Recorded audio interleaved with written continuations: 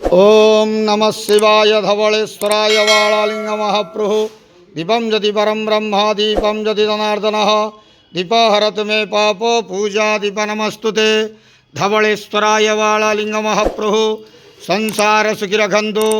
आज वैशाख मासर शुभ गुरुवार रे समस्त श्रद्धालु भक्त मानक आश्रीपद करंतु, मनस्कामना पूर्ण करंतु, कर्मक्षेत्रोन्नति करंतु, ग्रहरिष्ट खंडन करंतु, जगतर मंगल करंतु, विश्वर कल्याण करंतु, आपणकर नाम प्रकाश करंतु, सेवकर डाक श्रवण करंतु, समस्त गुआवसा भक्त मानकर मनस्कामना पूर्ण करंतु। जो जो भक्त माने आपणक पाखरे मानसिक रखिछंती तांक मानसिक पूर्ण करंतु। बाबा धवलेश्वराय वाळालिंगाय नमो नमः। संसार सुखी रखंतु, आनंदे गवार हरि बोल।